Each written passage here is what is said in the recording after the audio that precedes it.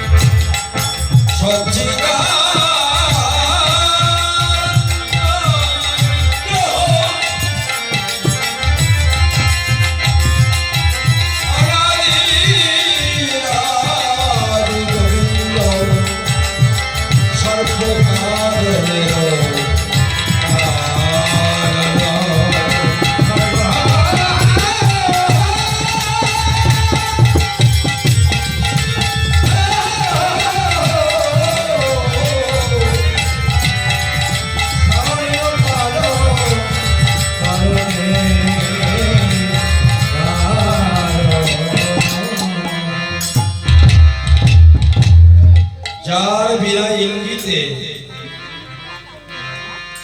বৃক্ষের একটি পত্র পল্লব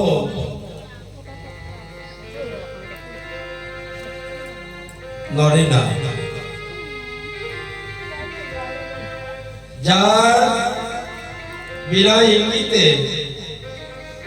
চন্দ্র সূর্য গ্রহ নক্ষত্র তারা অবিচল থাকে।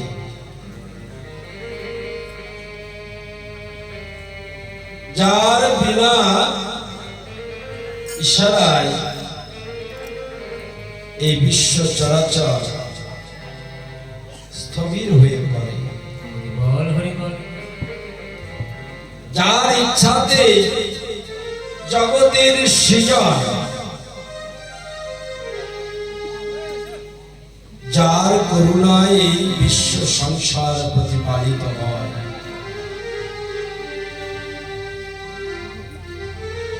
যার ইচ্ছাতেই ভাঙ্গা করা সেই অনাদির আদি গোবিন্দ সত্যতে তার আপনকে পরিহার করে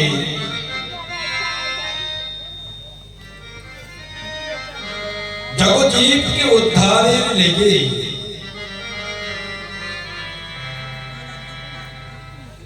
নদিয়ার বক্ষে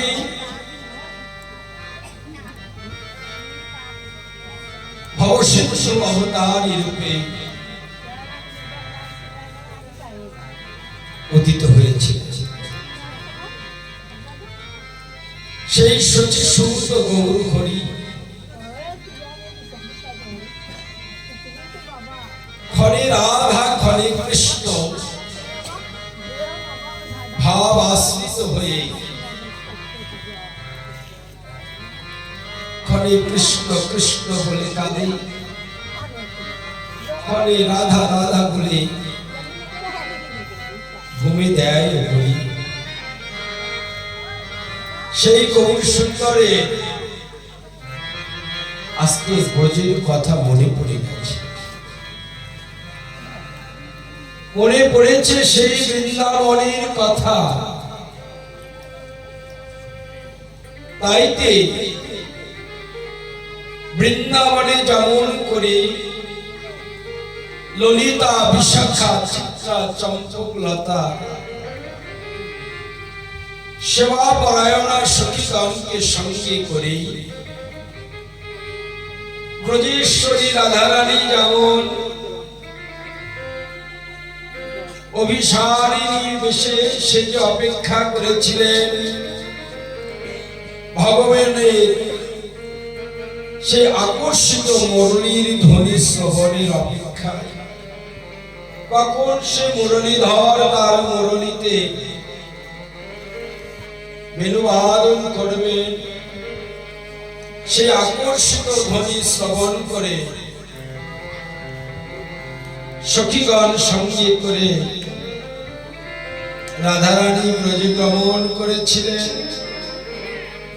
তত্র গৌর সুন্দরা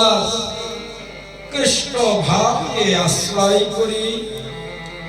ব্রজেশ্বর যেমন ভাবে মুরলীর ধ্বনি করেছিলেন, তেমনই ভাবে নবদ্বীপে নদিয়ার বক্ষে এসে ঠিক যেন তদ্রূপ ভাবে নবদ্বীপের অনুরাগী ভক্তগণকে আকর্ষণ করছে। কিন্তু আজ তো মুরলী নাই, আজ মুরলী নেই, ধরা নেই, চূড়া নেই, মণিমুকুতার সেই কাজ ভূষণ নেই, যিনি সমগ্র ঐশ্বর্যের প্রতিপালক, সকল ঐশ্বর্যকে পরিহার করে আজকে মাধুর্য রূপ আশ্রয় করে বহুসুন্দর আমার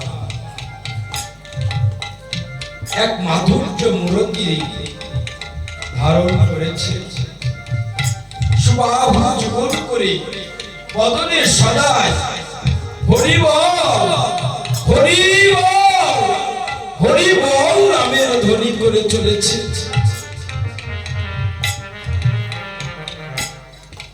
সম্পদ বলতে যদি কিছু থেকেই থাকে, সেই সম্পদ শুধু সার করেছে তার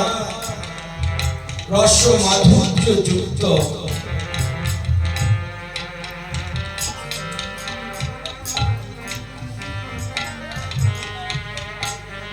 অনন্ত বেণুবাদ সম্ভাষিত কণ্ঠ, যেই কণ্ঠের দ্বারা আজ জগৎবাসীকে গঙ্গার কূলে ডেকে ডেকে ব্রজের রস আস্বাদন করবার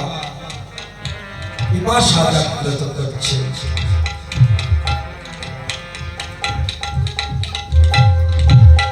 হরি ফুল বড়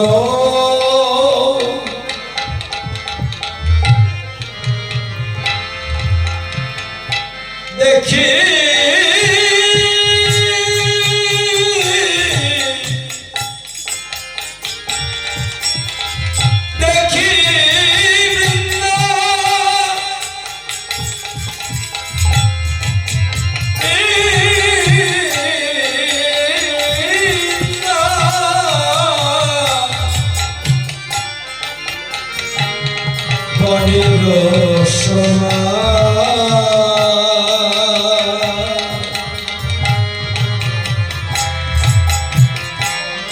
সহচরা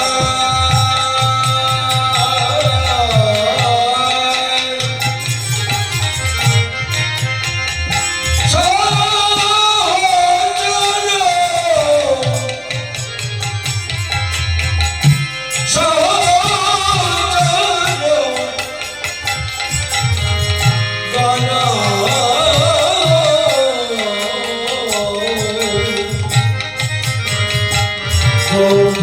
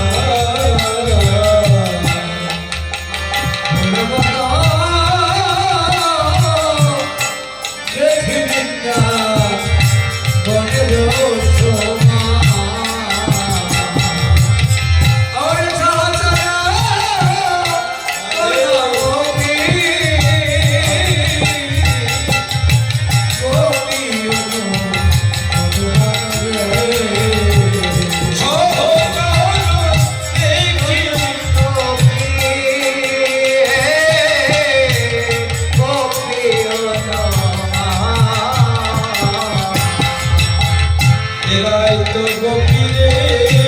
এরাই তো গোপী রে, এরাই তো গোপী রে, এরাই তো গোপী রে, এরাই তো গোপী রে, এরাই তো গোপী রে, গোপনে গোবিন্দ ভজ, এরাই তো গোপী রে,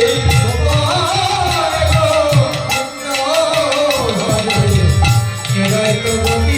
রে, যারা গোবিন্দ সুখে হয় সুখী, এরাই তো গোপী রে,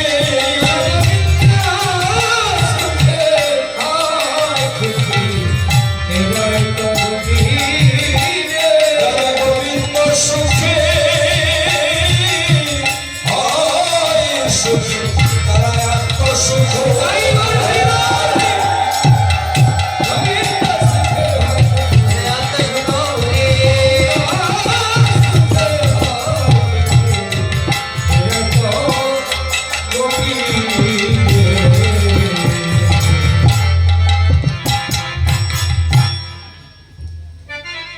গৌর সুন্দর আমার ব্রজের ভাবকে আশ্রয় করে তার সপার্শ্বগণকে হেরে ভাবছেন এরা আমার গোপী। হ্যাঁ, সত্যিকার অর্থে তারাই গোপী, কেননা শাস্ত্র সিদ্ধান্ত দিলে যারা যুগে যুগে ভগবানের অনুসঙ্গ লাভ করেছিলেন, ভগবানের সঙ্গে লীলা বিলাস করেছিলেন, তারা কেউ তো ভগবানকে ছাড়তে চান না, তারা কেউই ভগবানকে পরিত্যাগ করতে পারেন না। যার জন্য তারাই প্রার্থনা করেছিলেন, হে গোবিন্দ, তুমি যেখানে যাবে, যে বেশেই যাও না কেন প্রভু, আমাদেরও একটি অনুরোধ, তব চরণে একটি নিবেদন, আমাদেরকে যেন কখনো বঞ্চিত না করে, আমরা যেন কখনো তোমার সঙ্গ চ্যুত না হই, সঙ্গ হারা না হই। গোবিন্দ আমার তাই বাড়ি বাড়ি এমন আত্মনিবেদিত ভক্তদের প্রতি করুণাবশত বাড়ি বাড়ি তাদেরকে নিজ সঙ্গে রেখেছে। প্রশ্ন থেকে যায়, আমাদের ভাগ্যে কেন হলো না? বলল যে দেখুন, কেন হবে, হলো না তো দূরের কথা, কেন হবে এই কথাটা যদি আমরা একবার ভাবতে চেষ্টা করি, বলুন তো। চৈতন্য চরিতামৃত টিকা টিপ্পণী করলেন, আত্ম ইন্দ্রিয় প্রীতি বাঞ্ছা তারে কহে কাম, কৃষ্ণ প্রীতি বাঞ্ছা ধরে প্রেম নাম। ভগবানের সুখে সুখী, ভগবানের দুঃখে দুঃখী এমন হবার কি মানসিকতা আমাদের আছে? নাই, এমন মানসিকতা আমাদের নাই। আমাদের সুখে সুখী হবার মানসিকতা থাকলেও দুঃখে দুঃখী হবার মানসিকতা কিন্তু নাই। আমরা কেউ দুঃখী হতে চাই না, কিন্তু ভগবানের আর এক নাম, সে যে কাঙ্গালের ঠাকুর, সে যে কাঙ্গালের ঠাকুর, সে যে দুঃখীর ঠাকুর। সুতরাং যতক্ষণ জগতে দুঃখী না হওয়া যায়, কাঙ্গাল না হওয়া যায়, ততক্ষণ তো ভগবানের করুণা হয় না। তাই তো যারা জগতে আত্মসুখ বলিয়ান করে নিজ সুখকে পরিত্যাগ করে ভগবানের সুখের লেগে কিছু পরিহার করে হা কৃষ্ণ গোবিন্দ বলে গোবিন্দ বলে গোবিন্দ পদে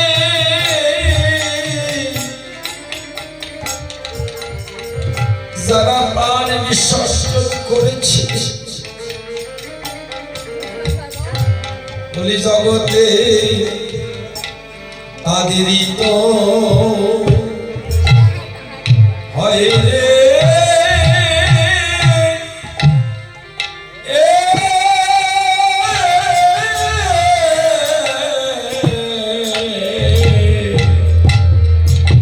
জগতে তাদের তো হয় রে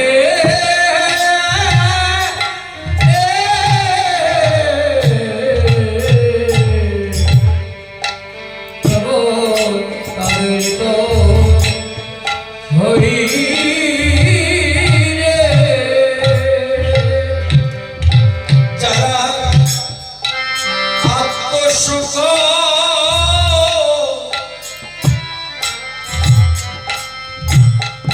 পরিত্যাগ করে জগতে কেবল তাদেরই হয় রে। যারা আত্মসুখ পরিত্যাগ করে কেবল তাদের হই রে আত্মসুখে নয় গোপিকা গোপীরা যেমন আত্মসুখ বোঝে না তদ্র যারা আমার গৌর সুন্দরের পার্শ্বদ তারাও তো আত্মসুখ বোঝে না সুতরাং আত্মসুখ যেমন গোপিকার নয় প্রভু পার্শ্বদাও আত্মসুখকে বলিয়ান করে তারা সর্বদাই গৌর চরণে আত্মসমর্পিত হয়ে বলি গৌর তোমার হলাম বলে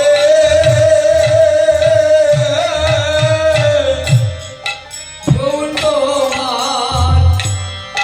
হলাম বলে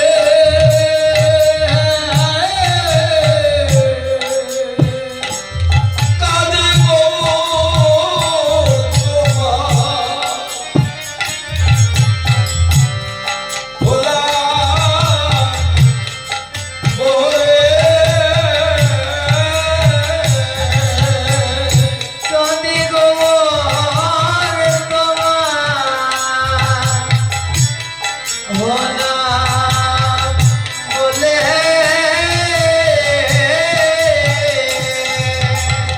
বলি তুমি আমার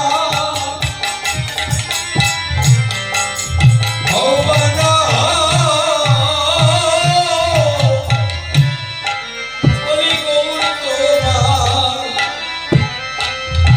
একবার হলাম বলে তবে তুমি আমার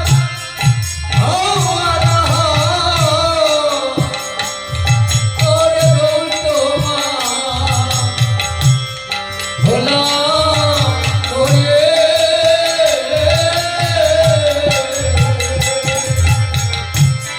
তাহলে তুমি আমার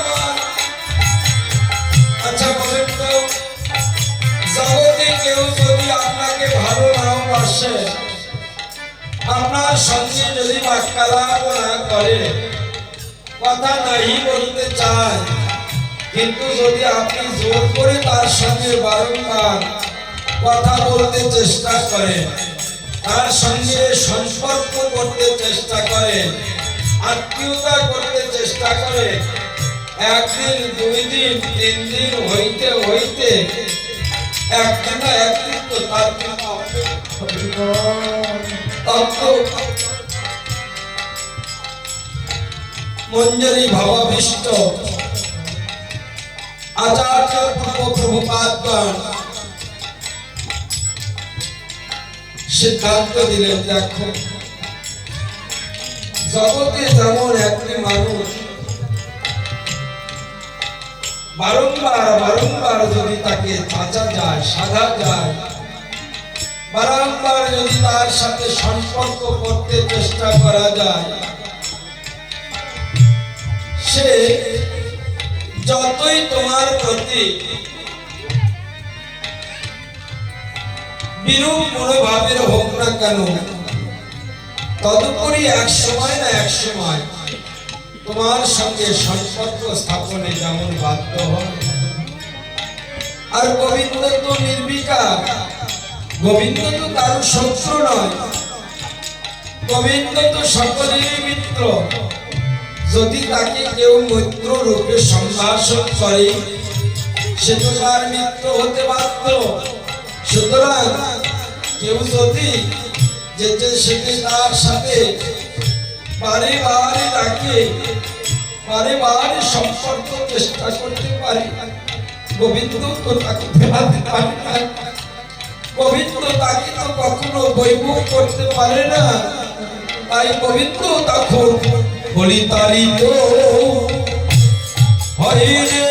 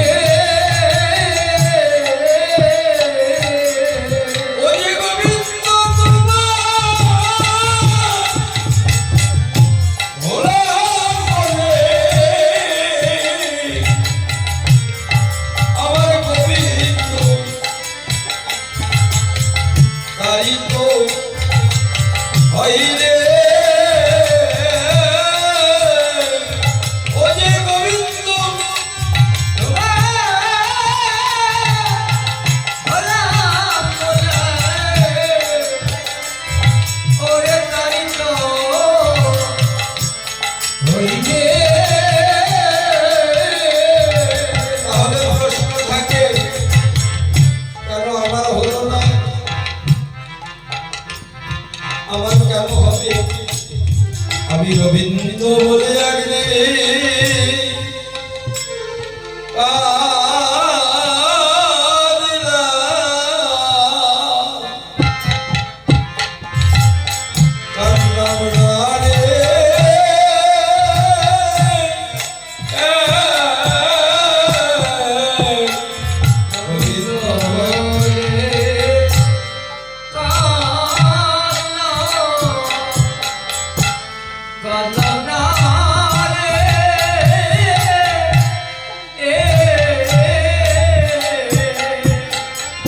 আমি গোবিন্দ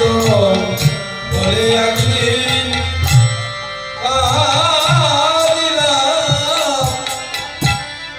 ধোকা দিলাম না রে।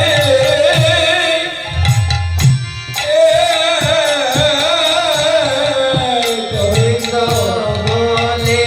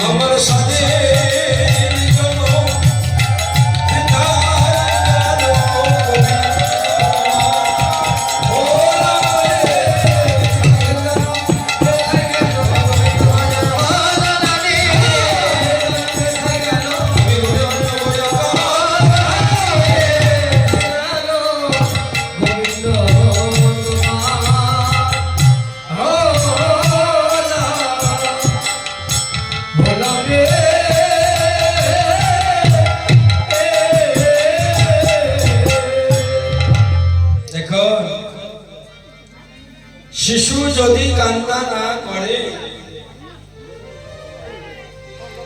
মা তো কখনো তার প্রিয়ধর তাকে দেয় না। তাহলে মায়ের হাতের কাজ কোনোদিনও ঘোরাবে না, ভাববে এই কাজটি করে আমার বাচ্চাটাকে নেব, এই কাজটা করেই বাচ্চাটাকে নেব, তার হাতের কাজ কখনো ঘোরাবে না। কিন্তু শত কাজেও যদি মা ব্যস্ত থাকে আর শিশুটি যদি মা মা বলে কাঁদে, মা যেমন শত কাজকে ফেলে রেখে শিশুটিকে তার বক্ষে জড়িয়ে নেয়। ভগবান তত্ত্ব ভক্ত যদি ভগবান ভগবান বলে ডাকে, ভগবান ভগবান বলে কাঁদে, ভগবান তার সমগ্র পৃথিবীর সমগ্র ব্যস্ততাকে পরিহার করে ভক্তকে করুণা করবার জন্য ছুটে আসে। যেমন ভাবে এসেছিলেন নবদ্বীপে অদ্বৈত মহাপ্রভু, যখন তুলসী রস নিয়ে গঙ্গার কূলে দাঁড়িয়ে দাঁড়িয়ে ডাকছিলেন, হে গোবিন্দ, কবে তোমার করুণা হবে, কবে তোমার সেই দিন আসবে, কবে এই কলিহত পামরকে উদ্ধারের জন্য তুমি এই ধরাতে নেমে আসবে। এই গোবিন্দ, আমাদের প্রতি কি তোমার করুণা হবে না? আমাদের ডাক কি তোমার কর্ণকুহরে পৌঁছে না? এমনই ভাবে যখন ডাকতে লাগলে অদ্বৈত প্রভুর হস্ত হতে সেই তুলসী পত্রখানা গঙ্গাতে পতিত হয়ে, সাধারণত কি হয়, জোয়ার এসে ভাটার দিকে প্রবাহিত হয়, তাই হয় না? জলটা উপরের দিক থেকে নিম্নের দিকে পতিত হয়, কিন্তু সেই দিন এই ভাটার দিকে প্রবাহিত না হয়ে অদ্বৈত প্রভু তুলসী পত্রখানা যেন উজানের দিকে বয়ে চলেছে। উজান বয়ে যায়, অদ্বৈত প্রভু আপ্লুত বদনে তুলসী পত্রের দিকে চেয়ে বলেছে, ওগো জগন্নাথ, ওই জগতের প্রতিপালক, ওই জগজনের একমাত্র আশ্রয়, এই জগজনকে করুণা করবার তোমার অপার ভান্ডার, সেই ভান্ডার হতে কিঞ্চিত করুণা দান করো। যার করুণায় শ্রীমান মহাপ্রভু নদিয়ায় সচিশিদ্ধ গর্ভ মাঝে উদয় হয়েছিলেন, কিন্তু কেমন করে তাকে বুঝবেন যে এটি সেই? তাই কি করলো অদ্বৈত প্রভু, আবারও যখনই গিয়ে পুষ্পাস্থিত মন্ত্রস্থিত করে পুষ্পদল নিয়ে গিয়ে ওই ছোট্ট নিমাইয়ের চরণে যখন অর্পণ করতে উদ্যত হলেন, নত জানো শির অদ্বৈতের সেই শিরোপরি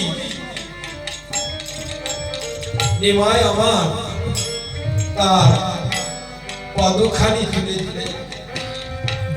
অদ্বৈত মহাপ্রভু বুঝতে পারলেন, হে গোবিন্দ, তোমার করুণা হয়েছে, বিলম্বে হলেও তো তোমার করুণা হয়েছে। আমি এই দিনটির অপেক্ষায় ছিলাম। অদ্বৈত মহাপ্রভু নিমাইকে স্মরণ করে তার চরণ যুগল বক্ষ ধরে কাঁদতে লাগলেন। ওরে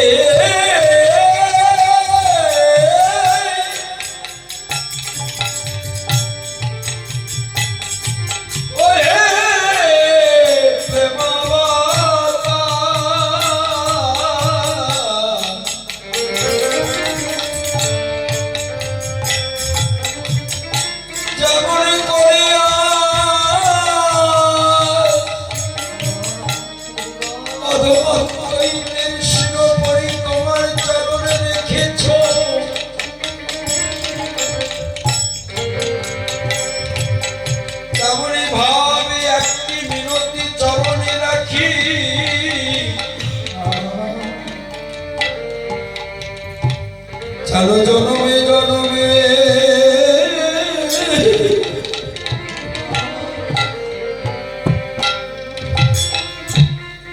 অবচরণে চরণে রেখো যেন জনমে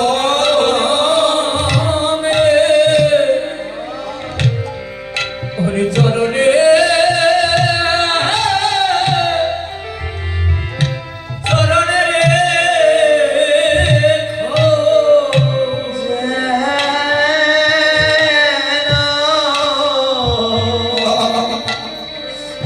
যেন জনমে জনমে চরণে রেখো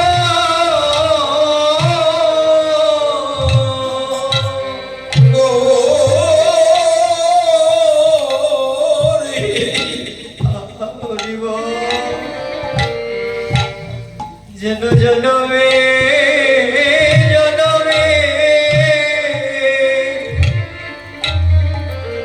চরণে রেখো।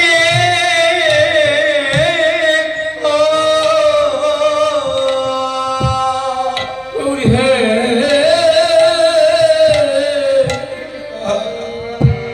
যেন জনমে জনমে চরণে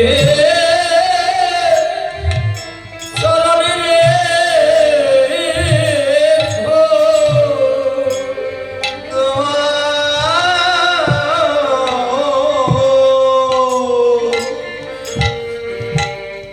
ওই জনমে জনমে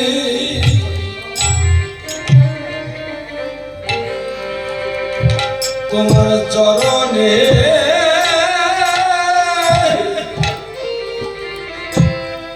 চরণে রেখো গৌরে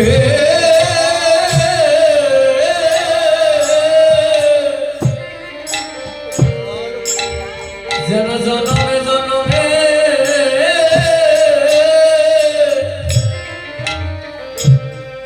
তব চরণে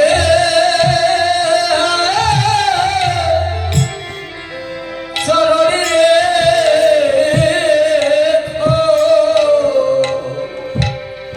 তব চরণ ছাড়া সারা যেন করো করোনা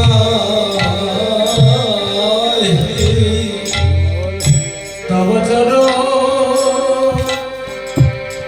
চরণ ছাড়ো যেন করো না রে। তব চরণ ছাড়ো করো না হে। তব চরণ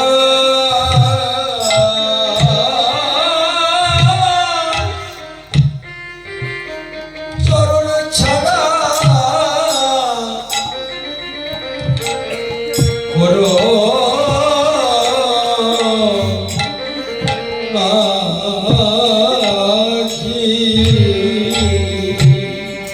তব চরণ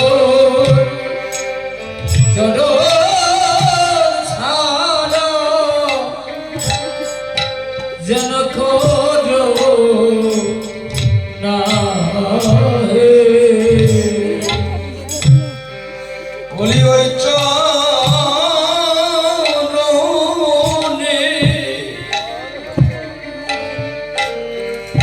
চরণের পাশে রেখো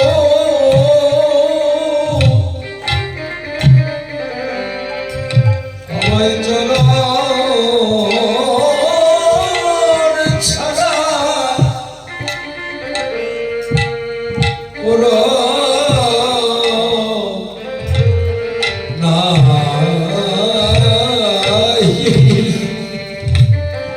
তব চরণে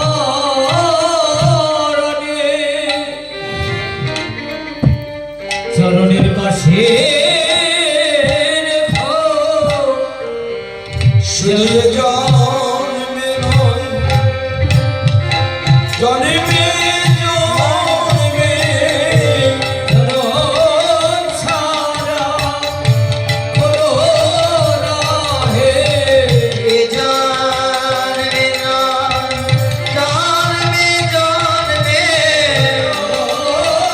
ছাড়া করো না হে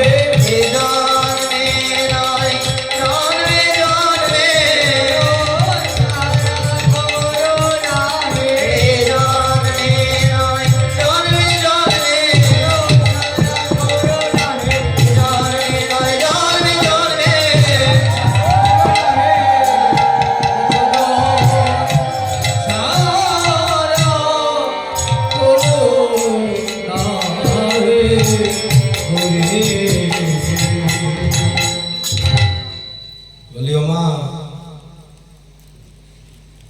যদি মাথার মুকুট হয় ওই মুকুটটা তো কোনো না সময় সে তো খুলে রাখি না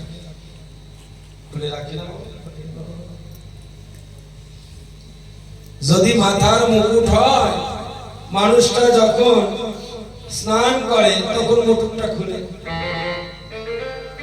যখন ঘুমাতে যায় তখন মুকুটটা খুলে ফেলে আচ্ছা ওই সময় যদি ওই মুকুটটা চুরি হয়ে যায় তাহলে কি ওই মাথায় আর কোনোদিন শোভা পাবে পাবে না কিন্তু যদি স্মরণে নুপুর হয় আচ্ছা বলেন কেউ কি স্মরণে নুপুর খুলে স্নান করে এই যে মায়েদের স্মরণে তো অনেকের নুপুর আছে আপনারা কি নুপুর খুলে ঘুমান না সুতরাং গোবিন্দের মুকুট হওয়ার চেয়ে স্মরণ হওয়া স্মরণের নুপুর হওয়া অনেক উত্তম মুকুট তো করেও যেতে পারে পড়লে কোথায় পড়বে এই মাটির পরেই পড়বে কিন্তু স্মরণের নুপুর তো আর যাবার মতো জায়গা নেই কারণ সে মাটির উপরেই আছে তাহলে ওই স্মরণের নুপুর কখনো খোলারও সম্ভাবনা নাই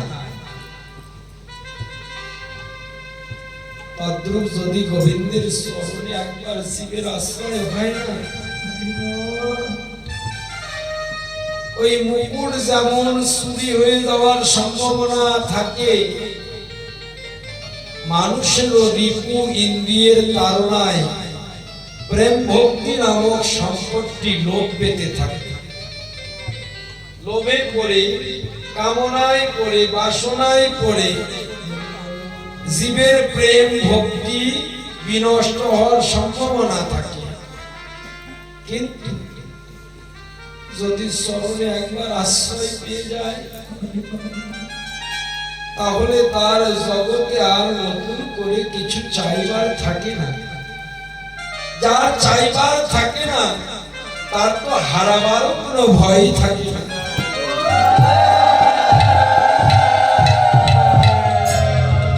জগতে তার চাইবার আর জায়গা নেই তার বঞ্চিত হওয়ার জায়গা নেই তাকে আর কে বঞ্চিত করবে তার তো নতুন করে কোনো চাওয়া নেই আর একটাই চাওয়া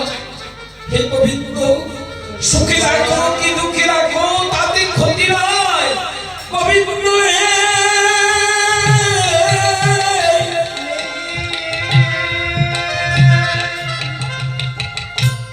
শত দুঃখ জ্বালা দিও তাও গোবিন্দ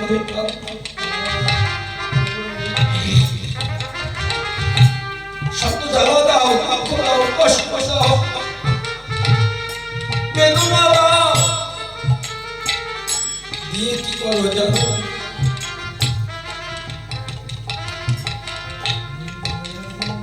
যেমন একটা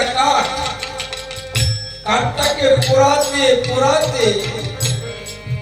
পুড়িয়ে কয়লা হয়ে গেল এইবার ওই কয়লাটা আবার কর্মকারেরা নিয়ে গিয়ে আগুনে ফেলে ফেলে আবার আগুন ধরায় কিন্তু কয়লাটা পুড়ে যেদিন ছাই হয়ে যায় তাতে আর নতুন করে তো আগুন জ্বলবার জায়গা থাকে না এই গোবিন্দ দাও দুঃখ দিয়ে জ্বালা দিয়ে সর্বস্ব নিঃস্ব করে বিশ্ব সংসারের প্রদীপ থেকে প্রদীপ করে দাও তবু গোবিন্দ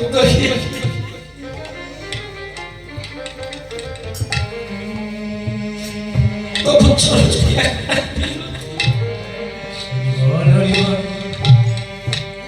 যেদিন আমার দেহ থেকে প্রাণ চলে যাবে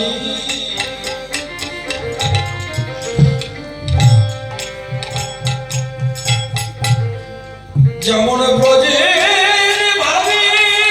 বিভূষিত হয়ে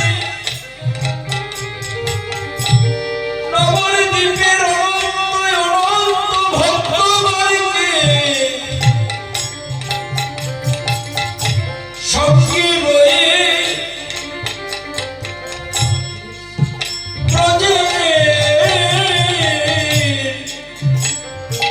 ভাবে ব্রজে গমন করিছ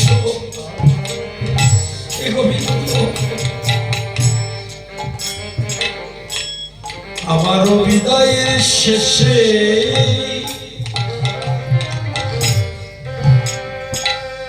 যেন তব সঙ্গ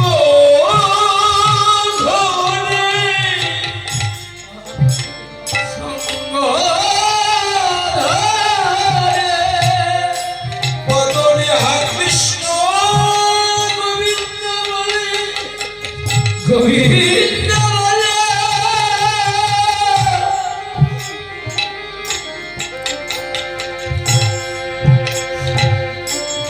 গোবিন্দ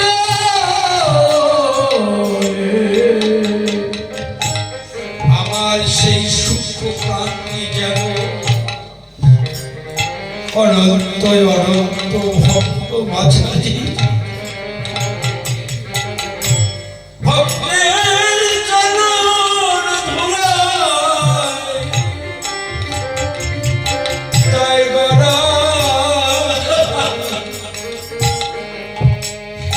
করা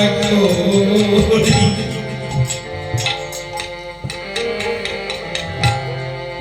ঘুরে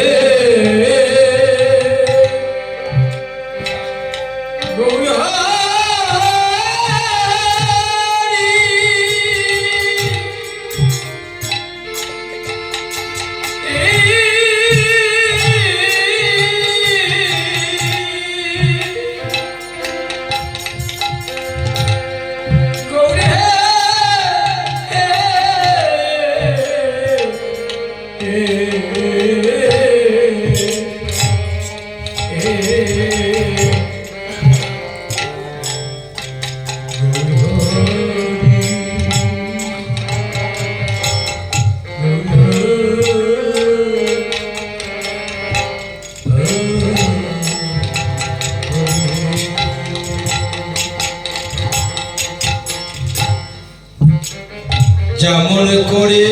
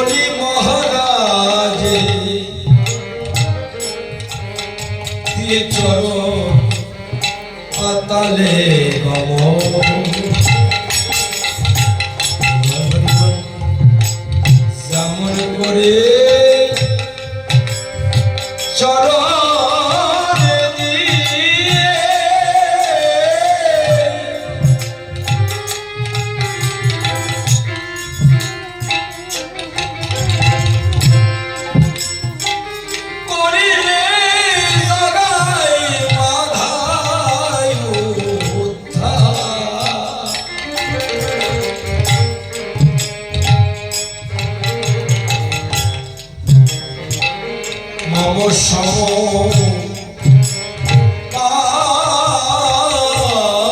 কি জগতে নাহিয়া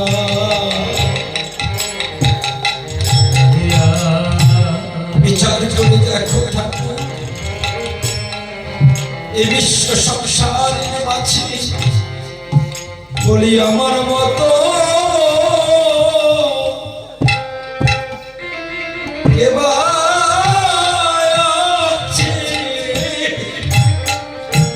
জগতে আমার মতো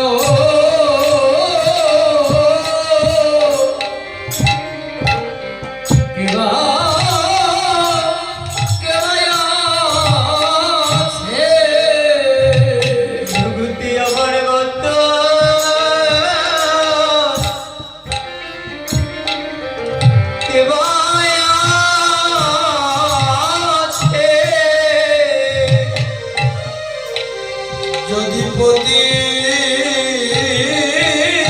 বলো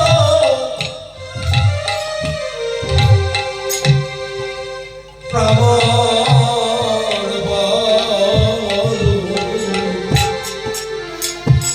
জগতে আমার মতো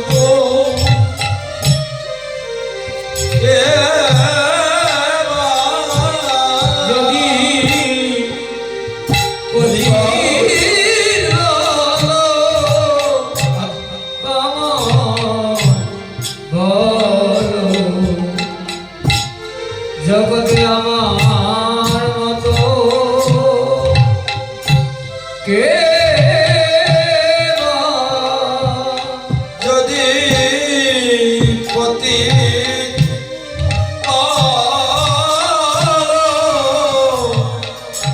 আমার বলো বলি আমার মতো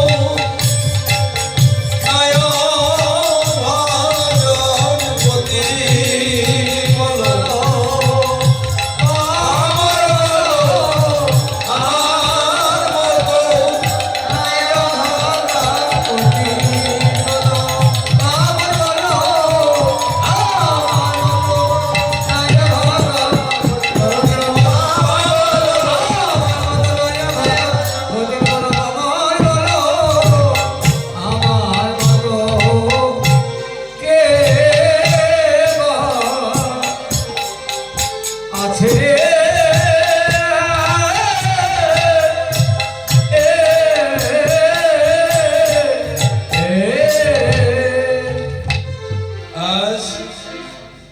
নবদ্বীপে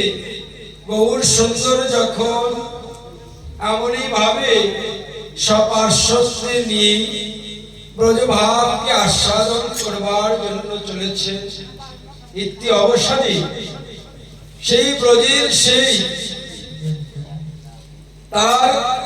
বেরু স্বর ভাবে যেমন ভাবে ব্রজঙ্গনাদের নিয়ে নৃত্য করেছিলেন তত্র সেই ভাব তার মনে পড়ে গিয়ে ওরে খোলো